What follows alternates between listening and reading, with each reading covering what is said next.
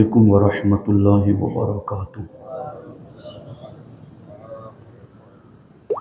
الحمد للہ رب العالمین والصلاة والسلام علی سید الانبیاء والمرسلین وعلی آلہ واصحابہ اجمعین، اما بعد فاعوذ باللہ من الشیطان الرجیم، بسم اللہ الرحمن الرحیم۔ وَنَجَّيْنَاهُ وَلُوطًا إِلَى الْأَرْضِ الَّتِي بَارَكْنَا فِيهَا لِلْعَالَمِينَ۔ صدق اللہ العلی العظیم وصدق رسولہ النبی الامین المختار الکریم الرؤوف الرحیم۔ انتہائی احترام و عقیدت کے ساتھ حضور سید المرسلین، خاتم الانبیاء، شفیع المذنبین، رحمت للعالمین، خاتم المعصومین، راحت العاشقین، صلی اللہ تعالی علیہ وآلہ واصحابہ وبارک وسلم کی بارگاہ میں اپنی غلامی کا ثبوت دیں، اور جس طریقے سے میں پڑھا ہوں میرے ساتھ مل کر باادب بآواز بلند نذران محبت پیش کریں۔ الصلاۃ والسلام علیک یا رسول اللہ، الصلاۃ والسلام علیک یا حبیب اللہ، الصلاۃ والسلام علیک یا نبی اللہ، وعلی آلک واصحابک یا نور اللہ، صلی اللہ تعالی علیہ وسلم۔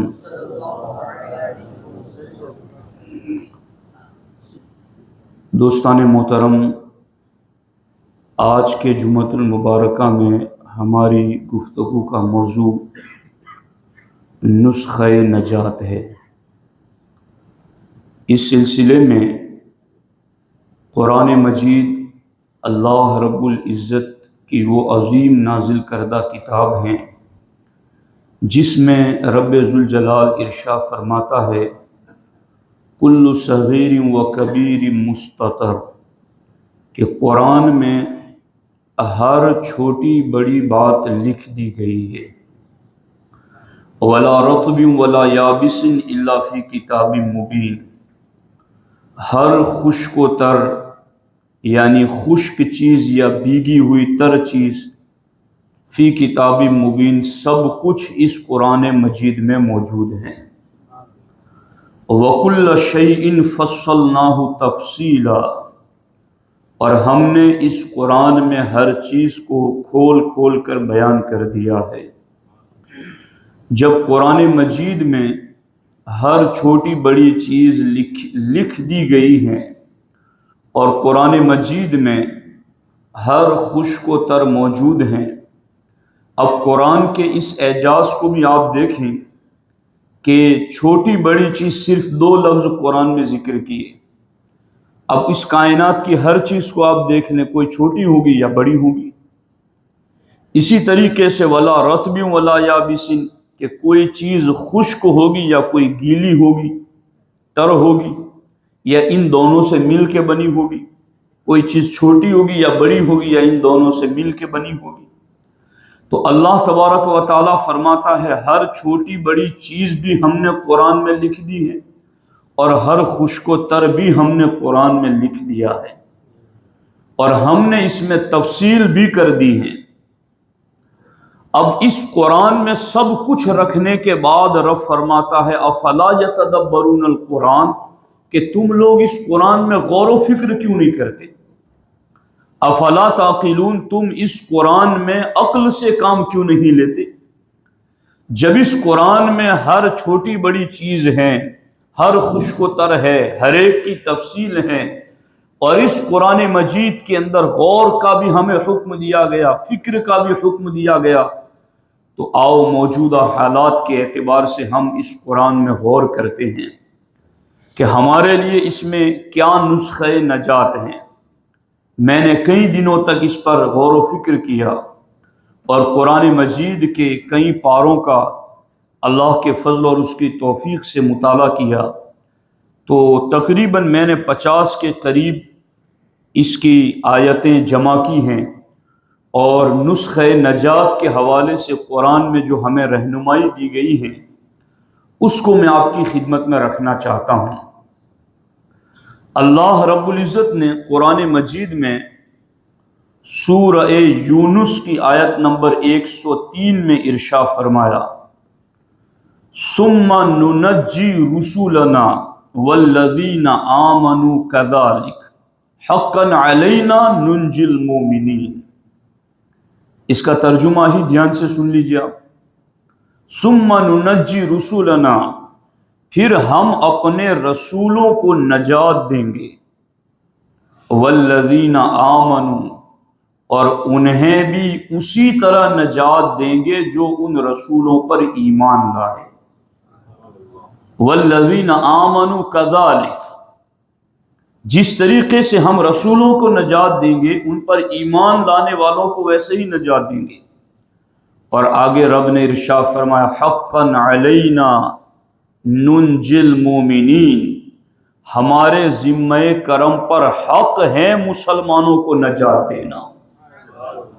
اللہ اکبر۔ یہ آیت کس پس منظر میں اتری، اس کا بیک گراؤنڈ کیا ہے؟ تو اللہ رب العزت نے یہاں جو لفظ ذکر فرمایا نا رسولنا، یہ رسولنا نہیں، رسولنا بہو وچن جمع کا صیغہ ہے، اور والذین آمنوا بھی اسی رسولنا سے متعلق ہیں۔ تو کیا مطلب کہ جب ہم نے رسولوں کو نجات دی تو ان کے ساتھ ایمان والوں کو بھی نجات دی۔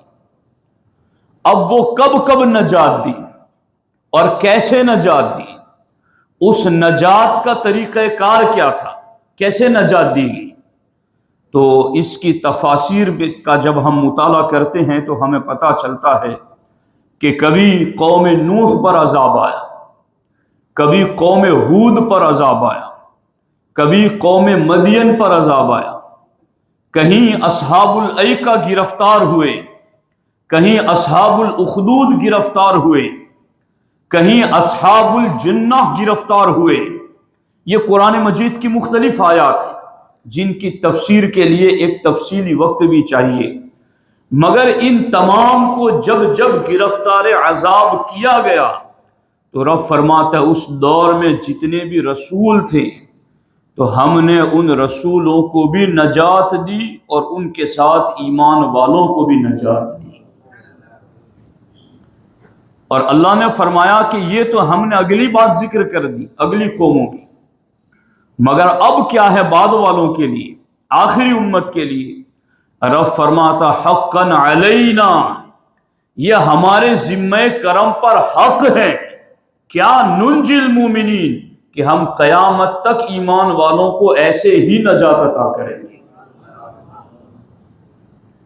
ہمیں مایوسی کی ضرورت نہیں ہے، ہمیں مایوسی کی طرف ذہن کو نہیں لے جانا ہے۔ ہمارے لیے قرآن کی یہ آیات نجات کی بشارتیں دے رہی ہیں، اور اس سلسلے میں وقت کے لحاظ سے میں آپ کی خدمت میں صرف چند انبیاء کرام کے حوالے سے بات رکھنا چاہتا ہوں۔ غور سے سمجھنا اور اس کو مزید اپنی زندگیوں میں راسخ کرنا یہ ہم میں سے ہر ایک کا فرض ہے۔ اس سلسلے میں حضرت نوح علیہ السلام ان کا معاملہ دیکھیں، انہیں آدم ثانی کہا جاتا ہے۔ یہ حضرت نوح علیہ السلام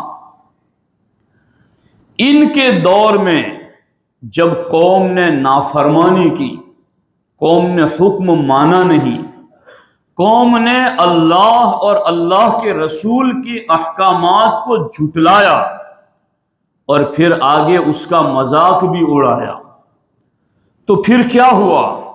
حضرت نوح علیہ السلام نے دعا کی، ربی لا تذر علی الارض من الکافرین دیارا، اے اللہ ان کافروں میں سے ایک کو بھی زمین پر باقی نہ رکھنا، انہیں نیست و نابود فرما دے۔ اللہ رب العزت ارشاد فرماتا فاستجبنا لہ، تو ہم نے نوح کی دعا قبول کر لی۔ اب دعا قبول ہوئی تو پھر دعا کی قبولیت کے اسباب کیا بنے، اور اس دعا کی قبولیت کا ظہور کیسے ہوا؟ یعنی دعا قبول ہو گئی تو یہ بعد میں لوگوں کو بتایا کیسے گیا کہ دعا قبول ہو گئی؟ اللہ تعالیٰ نے حضرت نوح علیہ السلام سے فرمایا نوح کشتی بناؤ، وَاصْنَعِ الْفُلْكَ بِأَعْيُنِنَا، ہماری نگاہ قدرت کے سامنے کشتی بناؤ۔ جب آپ کشتی بنا رہے تھے تو جن کے ذہنوں پر دنیا غالب ہوتی ہے، جنہیں دین میں شکوک اور شبہات نظر آتے ہیں، جنہیں دین کی باتوں کے بارے میں کہ یہ کس زمانے کی باتیں کر رہے ہیں یار، تو کئی کلمہ پڑھنے والے بھی یہ سوچ رکھتے ہیں، اور کئی کلمہ نہ پڑھنے والے وہ تو دور ہی دور ہیں، ظلمات بعضها فوق بعض، وہ تو نری تاریکیوں میں اور گمراہیوں میں ہیں۔ مگر بعض کلمہ پڑھنے والے بھی دینی باتوں پر شکوک کرتے ہیں۔ نوح علیہ السلام کو جب رب نے کہا کہ کشتی بناؤ، آپ کشتی بنانے لگے تو آپ کی قوم کے شرکش باغی طاغی لوگ جنہیں ماننا نہیں تھا دین کو، احکامات پر عمل نہیں کرنا تھا، وہ حضرت نوح علیہ السلام کے پاس سے گزرتے تو پوچھتے کیا کر رہے ہو، مذاق کے طور پر۔ حضرت نوح علیہ السلام نے کہا کہ ایسا گھر بنا رہا ہوں جو پانی پر چلے گا، تو انہوں نے مذاق اڑایا۔ حضرت نوح علیہ السلام نے کہا ان تسخروا منا فإنا نسخر منکم کما تسخرون، اگر آج تم ہمارا مذاق اڑا رہے ہو، ٹھٹھا اڑا رہے ہو، تو ایک وقت آئے گا کہ تمہیں اس مذاق اور ٹھٹھے کا بدلہ چکانا پڑے گا۔ اور پھر وہ کشتی بن گئی۔ اب جب کشتی بنی تو کیا ہوا؟ کشتی میں کنہیں بٹھایا گیا۔ آج بھی نجات کی تلاش میں لوگ ہیں کہ ہم ان حالات کی گرد سے کیسے نکلیں باہر، ہم ان مصائب اور پریشانیوں سے کیسے باہر آئیں۔ ہر کوئی اگر اپنے علاقے میں کوئی ایسی واردات نہیں ہوتی تو دوسرے علاقوں کے بارے میں فکر مند رہتا ہے کہ آخر وہاں کے اہل ایمان کو کیسے نجات دلائی جائے اور ان کے لیے کیا کیا جائے۔ تو رب ذوالجلال نے یہاں پر حضرت نوح علیہ السلام کے بارے میں ارشاد فرمایا کہ نوح آپ کشتی بناؤ، اور جب کشتی بن گئی تو اللہ رب العزت نے ارشاد فرمایا اب اس کشتی میں کس کو بٹھانا ہے؟ رب ذوالجلال نے ارشاد فرمایا فَأَنْجَيْنَاهُ وَمَن مَّعَهُ، تو ہم نے نوح کو کہا نوح تم اس کشتی میں بیٹھ جاؤ اور جو جو تمہارے ساتھ ہیں اسے بھی کشتی میں بٹھا دو۔ یہ لفظ قابل غور ہے، وَمَن مَّعَهُ، جو جو نبی کے ساتھ ہیں اسے بھی بٹھا لو۔ حتیٰ کہ میں آپ کو بتاؤں جتنے ایمان والے تھے انہیں تو نوح علیہ السلام نے بٹھایا ہی بٹھایا، آپ نے پرندوں کو بھی بٹھایا، جانوروں کو بھی بٹھایا، اور آپ نے چونٹیوں کو بھی بٹھایا، چھوٹی بڑی ہر مخلوق کو بٹھایا، اور جسے جسے نبی کا ساتھ مل گیا اللہ نے ہر کسی کو نجات عطا فرمائی۔ اب غور یہ کرنا ہے کہ نجات ڈھونڈنے والوں کیا تم نبی کے ساتھ کھڑے ہو؟ نجات مانگنے والوں کیا تم نبی کے ساتھ کھڑے ہو؟ نبی کے ساتھ کھڑے ہونے کا کیا مطلب ہے؟ نبی کے حکم کے ساتھ کھڑا رہنا، نبی کی شریعت کے ساتھ کھڑا رہنا، نبی کے احکامات کی پابندی کرنا۔ جوان ہے تو دیکھیں کہ جوانی میں میرے لیے اسلام کا نظام اور نصاب کیا ہے، بزرگ ہے تو وہ سوچے کہ میرے بڑھاپے کا نصاب کیا ہے، کوئی تاجر ہے وہ یہ سوچے کہ میری تجارت کا اسلام نے نصاب کیا دیا ہے، کوئی عدل و انصاف کے ترازو لے کے بیٹھا ہے وہ یہ دیکھے کہ میرے لیے اسلام کا نصاب کیا ہے۔ کوئی ٹیچر ہیں، کوئی استاذ ہیں، کوئی شاگرد ہے، کوئی کاروبار کرتا ہے، کوئی دکان پر بیٹھتا ہے، کوئی بڑے عہدے پر یا چھوٹے عہدے پر، کوئی انسان مرد ہے یا عورت ہے، چھوٹا ہے یا بڑا ہے، ہر کوئی مومن اگر نجات چاہتا ہے وہ قرآن کی اس آیت کی روشنی میں آج اس نسخے کو سن کر دل کے اندر جگا دیں کہ اگر ہمیں نجات چاہیے تو نجات نبی کے ساتھ رہنے سے ملتی ہے۔ جو نبی کے ساتھ ہوگا وہ بچا لیا جائے گا، اسے رب نجات عطا فرمائے گا۔ اب حضرت نوح علیہ السلام کے بارے میں رب نے فرمایا فَأَنْجَيْنَاهُ وَمَن مَّعَهُ فِي الْفُلْكِ الْمَشْحُونِ، کہ ہم نے نوح علیہ السلام اور ان کے ساتھ والوں کو بھری ہوئی کشتی کے ذریعہ بچا لیا۔ اسی طریقے سے رب ذوالجلال نے قرآن مجید میں اس بات کو کئی مقامات پر مختلف الفاظات کے ذریعہ اللہ رب العزت نے ذکر فرمایا۔ اللہ رب العزت نے ایک مقام پر حضرت نوح علیہ السلام کے بارے میں ارشاد فرمایا فَأَنْجَيْنَاهُ وَأَصْحَابَ السَّفِينَةِ وَجَعَلْنَاهَا آیَةً لِلْعَالَمِينَ۔ دیکھو تو صحیح قرآن کے لفظوں پر کاش مسلمان غور کریں۔ فرمایا فَأَنْجَيْنَاهُ وَأَصْحَابَ السَّفِينَةِ، تو ہم نے نوح علیہ السلام کو اور اصحاب سفینہ سارے کشتی میں بیٹھنے والوں، اللہ فرماتا ہم نے سب کو نجات عطا کر دی۔ اور پھر نجات عطا کی ہمارے لیے کیا ہے؟ وَجَعَلْنَاهَا آیَةً لِلْعَالَمِينَ، اور اس کشتی والوں کو بعد والوں کے لیے ہم نے نشانی بنا دیا۔ اے بعد والوں، تمہیں بھی نجات چاہیے، تمہیں بھی چھٹکارا چاہیے ظلم سے، مصیبتوں سے، تکلیفوں سے اور طرح طرح کی پریشانیوں سے۔ اگر تمہیں بھی نجات چاہیے تو تم بھی نبی کے ساتھ آ جاؤ، نبی کی شریعت کی کشتی میں سوار ہو جاؤ، نبی کے احکامات کو مضبوطی کے ساتھ تھام لو، رب تمہیں بھی نجات عطا فرما دے گا۔ اب اس سلسلے میں اللہ رب العزت نے جو فرمایا ہے، اس میں ایک روایت کے مطابق جو لوگ سوار ہوئے تھے اہل و عیال، وہ 80 کی تعداد میں تھے حضرت نوح علیہ السلام کے ساتھ۔ حضرت نوح علیہ السلام اور حضرت نوح علیہ السلام نے ان سبوں کو اپنے ساتھ شریک کر لیا اور آپ ان کو لے کر کے آگے چلیں اور ان کے لیے نجات کا ذریعہ اور نجات کا سبب بنے۔ قرآن مجید میں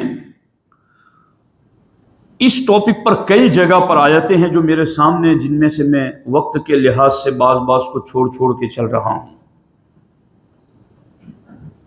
اب یہاں پر آپ یہ بھی دیکھیں کہ حضرت ہود علیہ السلام، آپ یہ بھی کہیں گے کہ یہ ان کی قوموں پر عذاب آئے تھے، تو آج کون سا عذاب آیا ہے کہ جس سے نجات کی بات کر رہے ہیں آپ؟ میں وہ بھی اخیر میں بتاؤں گا کہ کیا کیا چیزیں عذاب میں شامل ہوتی ہیں۔ اللہ تبارک و تعالیٰ نے کیا قرآن مجید میں نہیں فرمایا فَأَرْسَلْنَا عَلَيْهِمُ الطُّوفَانَ وَالْجَرَادَ وَالْقُمَّلَ وَالضَّفَادِعَ وَالدَّمَ آیَاتٍ مُفَصَّلَاتٍ۔ رب ذوالجلال ارشاد فرماتا ہے کہ ہم نے حضرت موسیٰ علیہ السلام کی قوم پر 6 عذاب بھیجے۔ وہ کون سے عذاب تھے؟ اللہ رب العزت ارشاد فرماتا فَأَرْسَلْنَا عَلَيْهِمُ الطُّوفَانَ، پہلا عذاب یہ تھا کہ ہم نے ان پر طوفان بھیجا، اور وہ طوفان آیا تو سارے فرعونیوں کی کھیتیوں کو، ان کے گھروں کو تباہ کرتا چلا گیا، مگر جتنے موسیٰ علیہ السلام کے ساتھ والے تھے، ساتھ والے یہ نہیں کہ صرف منہ بولی ساتھ والے تھے، جن کا ظاہر بھی ساتھ تھا، جن کا باطن بھی ساتھ تھا، تو رب ذوالجلال نے طوفانوں کو بھی حکم دے دیا کہ تمہیں کہاں چلنا ہے اور کہاں نہیں چلنا، تمہیں کہاں کھیتیوں کو ملیا میٹ کرنا ہے اور کہاں نہیں جانا ہے تم نے۔ فَأَرْسَلْنَا عَلَيْهِمُ الطُّوفَانَ، اس طوفان کو بھی رب نے عذاب کی شکل میں ذکر فرمایا کہ یہ عذاب تھا ہمارا۔ اس کے بعد وَالْجَرَادَ، ٹڈیوں کا عذاب ہے، چھوٹے چھوٹے پرندے کھیتیوں میں گئے تو کھیتیاں چٹ کر گئے، دروازوں پر آئے تو دروازوں کو بھی چٹ کر گئے، ہر لکڑے کی چیز کو وہ کاٹ کاٹ کر کے کھانے لگے. پھر اس سے بھی انہوں نے معافی مانگی تو عذاب ٹلا. پھر عذاب آیا والقمل، جوؤں کا عذاب، جو سروں میں جوئیں ہوتی، اتنی جوئیں کہ بستر پر کھانے میں ہر جگہ جوئیں ہی جوئیں. اسے بھی رب نے عذاب کہا ہے.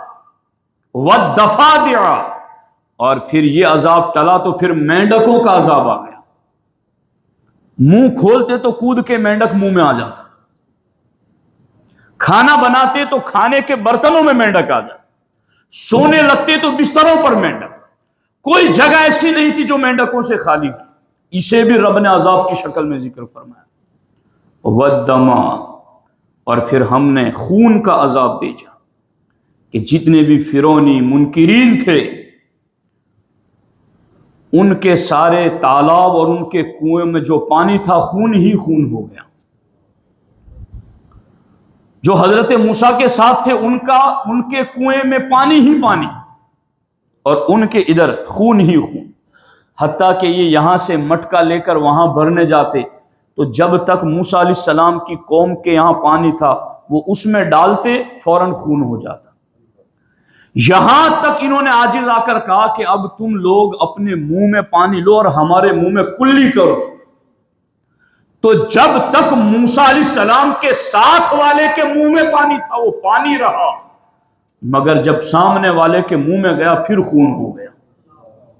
رب فرماتا ہے آیات مفصلات، یہ ہماری کھلی کھلی نشانیاں ہیں، یہ کھلی کھلی نشانیاں. اب اس کے مقابلے میں تو بڑے بڑے عذاب تو ہم دیکھ ہی رہے، آثار عذاب تو دیکھ ہی رہے. تو اب ان سے نجات کا طریقہ، نسخہ نجات قرآن میں یہی ہے. والذین معہ، جو نبی کے ساتھ ہو گیا رب فرماتا ہے ہم اس کو نجات عطا کر دیں گے. اب یہاں پر حضرت ہود علیہ السلام کے سلسلے میں جب ہم نے قرآن مجید کی آیات کو دیکھا تو رب ذوالجلال نے اس مقام پر بھی جو بات فرمائی، تھوڑا ترجمے پر ہی دھیان دے لیجیے. فرماتے ہیں وَلَمَّا جَاءَ أَمْرُنَا، اور جب ہمارا حکم آیا عذاب والا تو کیا ہوا؟ نَجَّيْنَا ہُودًا، تو ہم نے ہود کو نجات دی.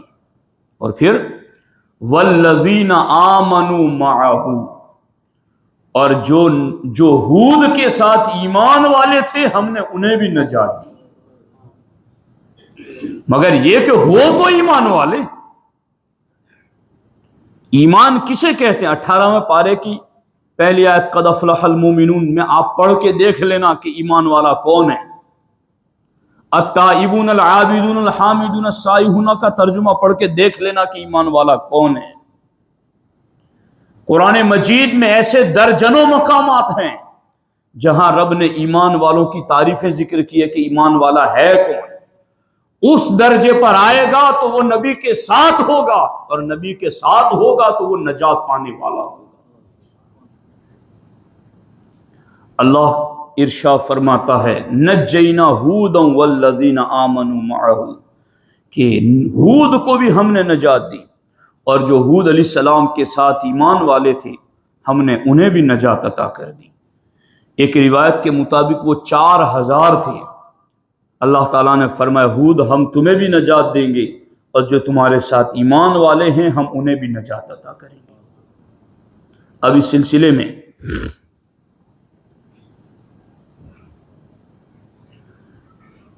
تیسری بات جو قرآن مجید میں اللہ رب العزت نے ذکر فرمائی وہ حضرت لوط علیہ السلام کی قوم کا معاملہ ہے.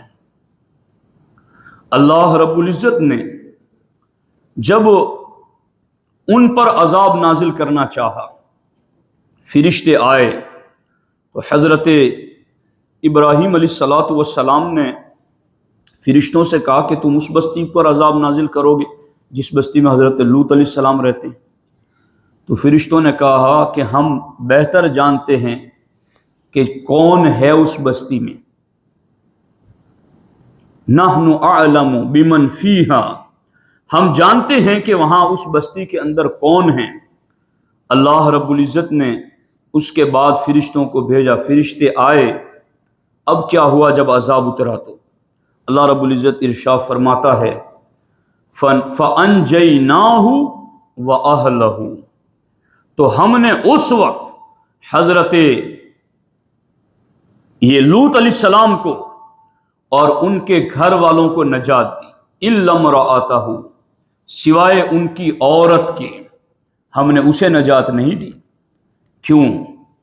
اس لیے کہ وہ جھٹلانے والوں سے پیار کرتی تھی، اس کی دوستیاں جھٹلانے والوں کے ساتھ تھی، دین نہ ماننے والوں کے ساتھ تھی، نافرمان لوگوں کے ساتھ اس کی دوستیاں تھی اور نافرمان تھی۔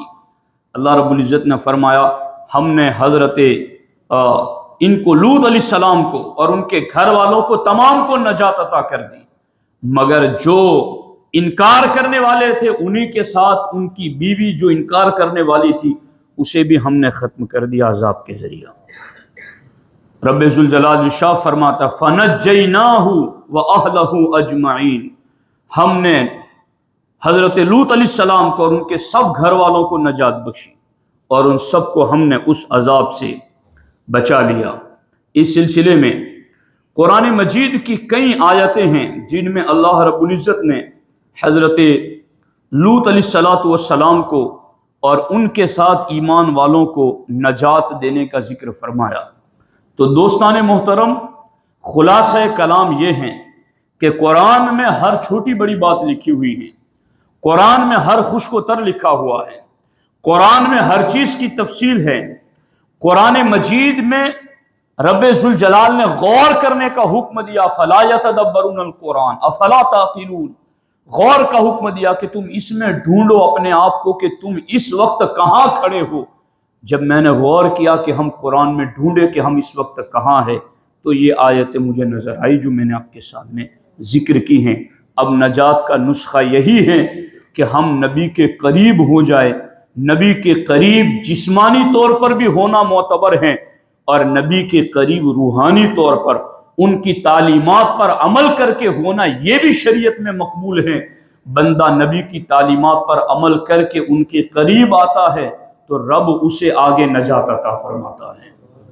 نجات کے کون کون سے طریقے ہیں یہ پھر ایک مستقل موضوع ہیں جس پر ہم پھر کبھی گفتگو کریں گے۔ اللہ کریم کی بارگاہ میں دعا ہے رب ذوالجلال ہمیں قرآن مجید کے عطا کردہ اس نسخہ نجات پر عمل کی توفیق عطا فرمائے۔ السلام علیکم ورحمۃ اللہ وبرکاتہ۔